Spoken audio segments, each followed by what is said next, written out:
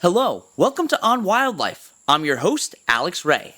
On this podcast, we bring the wild to you.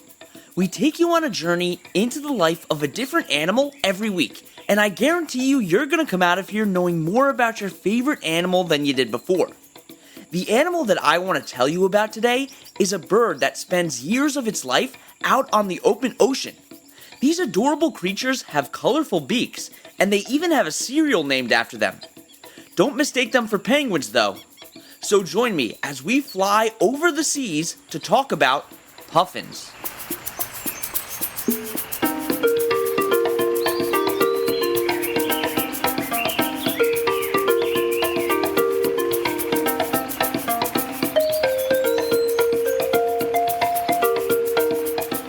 Puffins belong to the family Alcidae, which also includes birds like murres and razorbills. Many people think that puffins are penguins, but this isn't true. They're in completely different families. Penguins belong to the family Spheniscidae. They're actually not even closely related at all, and aren't even on the same branch of the family tree. There are 4 species of puffins: the Atlantic puffin, horned puffin, tufted puffin, and rhinoceros auklet. And each species differs from the other in physical characteristics and where they live. The Atlantic puffin, as its name infers, lives in the North Atlantic and is the smallest of the 4 species. They're distinguished from the other 3 by blue triangles at the base of their beak. The horned puffin gets its name from small, horn-like projections above its eyes. These look similar to the Atlantic puffin, but lack the blue on their beak. They inhabit the northern Pacific, mostly off the coast of Alaska and Asia. The tufted puffin is the largest of the 4 species, and is easily distinguished by the long yellow tufts of feathers on their head. They inhabit the same areas as the horned puffin. And the last species was actually not thought to be a puffin at all, hence their odd name. The rhinoceros auklet is easily identified, as it looks nothing like the other 3. It gets its name from the protrusion it develops during the breeding season on its upper bill. They inhabit the same areas that horned and tufted puffins do. Puffins also have a few nicknames, including the clowns of the ocean because of their colorful bills and facial markings, and they're also called sea parrots or bottlenoses. Some people began calling them puffins because their babies look like a huge puff of feathers. Puffins are a largely aquatic species of bird, as are all the members of Alcidae. They possess both the ability to fly at great speeds and swim very efficiently. When they swim, they can use their wings as flippers and their webbed feet as rudders. They can dive up to 200 feet underwater to find food, and they can stay underwater for about a minute. They can also fly at speeds of up to 55 miles per hour and flap their wings around 400 beats per minute. Because of their largely aquatic nature, they'll spend their entire winters at sea, only returning to land in the spring and summer to breed.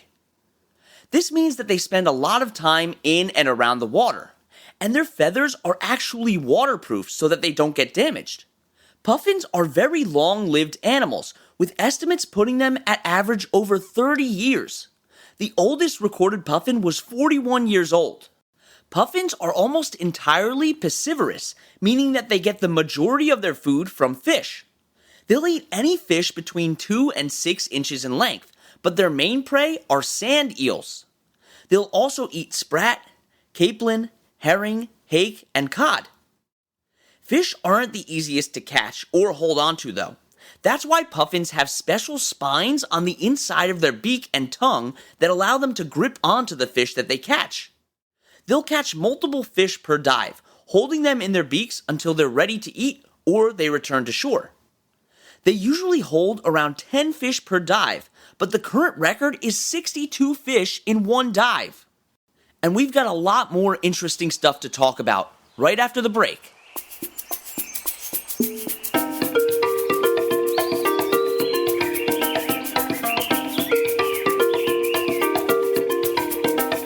The science word that I want to talk to you about today is hydrolysis.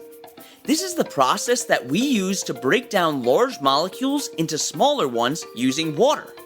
When we break the bonds, it makes energy that our cells can use.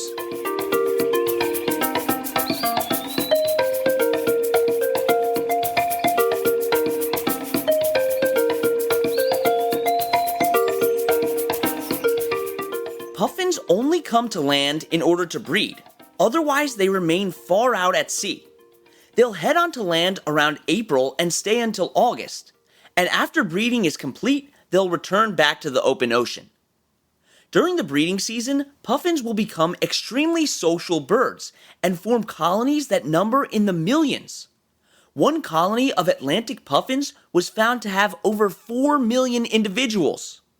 While puffins will form these large groups, they are monogamous and will return to the same partner at the same breeding ground to the same burrow year after year.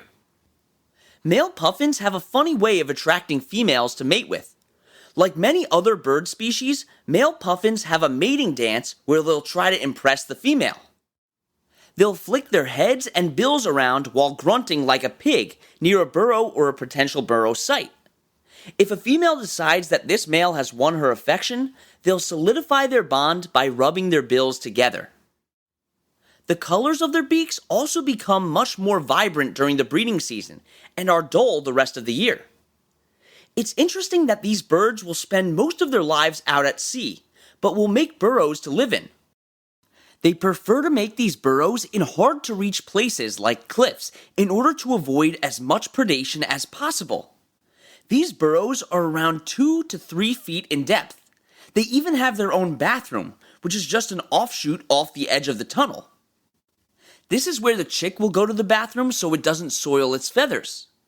In addition to flying and swimming, puffins are also relatively good at digging and use their bills to cut into the soil while shoveling out loose dirt behind them.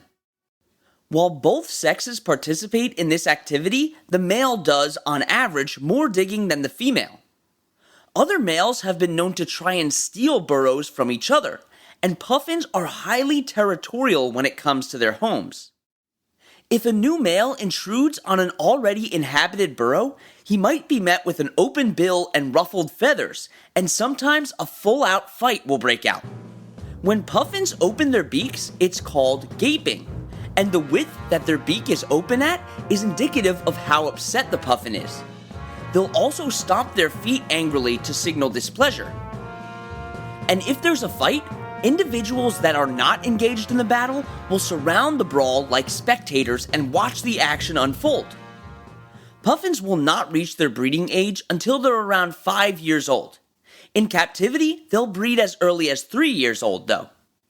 A pair of puffins will introduce 1 egg per year, which takes between 35 and 45 days to incubate. And the parents share their duties of raising the young. Once the egg hatches, a puffling is born, and the chicks literally look like a ball of fluff. And once the chick leaves the nest, it'll stay out in the open ocean for 2 to 3 years without coming back to land. Another reason that puffins are so interesting is because their social structure changes drastically at different parts of the year. As I stated earlier, puffins become hypersocial when it comes time to breed. But during the winter, when they return to the sea, they're pretty much solitary and will usually only hang around a few other individuals. They also interact in interesting ways when they do come together in large flocks. They have a way of showing respect to other individuals that seems oddly human. New arrivals to the colony will greet the group by bowing to them. They'll also walk around horizontally to signal non-aggression to their fellow colony members. Puffins who are in the colony that are not breeding, known as non-breeders, will flock together and fly in a figure-8 pattern for hours on end. And they mainly communicate their intentions through body language. When a puffin wants to demonstrate a non-aggressive attitude, it'll walk through the colony very quickly with its head lowered, effectively saying that it doesn't want any trouble. When it wants to demonstrate an aggressive attitude, it'll assume what's called a pelican walk, where it'll stand upright and stiff, making large struts. This posture is assumed by puffins guarding a burrow or a challenger. And unlike most birds, they make growling noises that have been described as muffled chainsaw sounds. Okay, time for our last break. And when we get back, we'll talk about why puffins are so important to the ecosystems that they live in.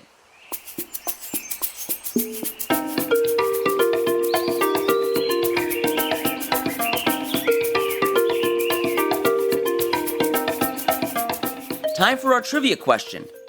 Which animal has the most powerful bite in the animal kingdom?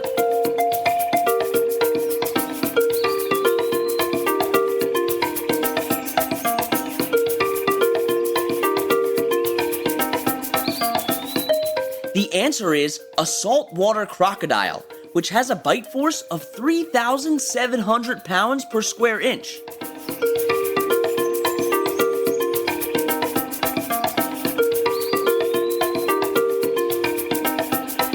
Puffins are extremely important components of the ecosystems that they inhabit, and for us too.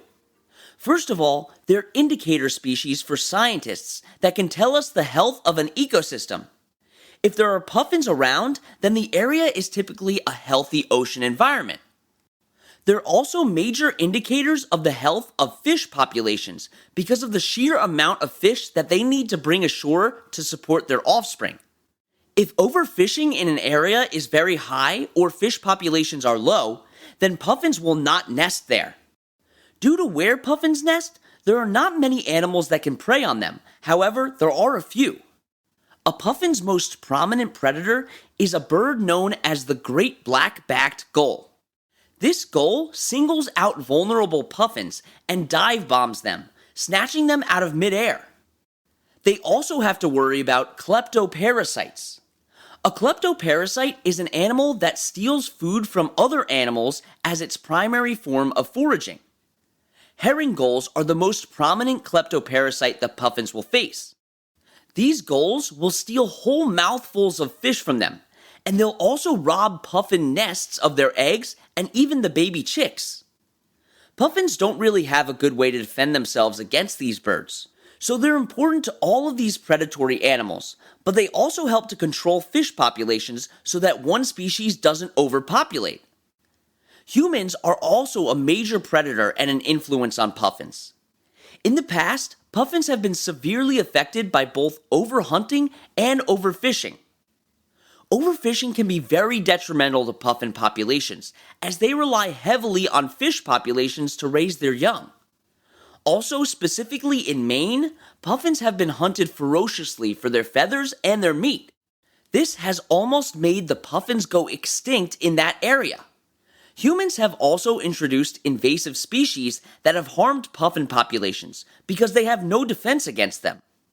They specifically choose to breed on isolated islands in order to avoid as much predation as possible, but humans have introduced mammals like foxes and rats to these islands. These mammals will raid puffin nests, and since they have no natural defenses against them, they're helpless. Human disasters like oil spills are also destructive to their lives. When oil gets in the water, they'll destroy the waterproofing on puffins' feathers, leaving them vulnerable to cold and water exposure. Puffins can also get sick when they try to clean the oil off their feathers. Because of this, puffins are currently listed as vulnerable by the IUCN Red List. While human activity is detrimental to puffins across the board, there are many things that people are doing currently to try and help puffin populations. There's a project known as Project Puffin that's focused on returning the populations of Maine puffins back to their former glory. In order to help out these awesome birds, definitely go check out Project Puffin, Save Puffins, and the Marine Conservation Alliance. Thank you so much for coming on this adventure with me as we explored the world of puffins. You can find the sources that we use for this podcast and links to organizations that we reference at onwildlife.org. You can also email us with any questions at onwildlife.podcast@gmail.com.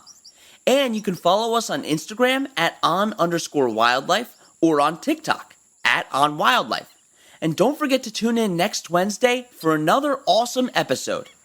And that's On Wildlife.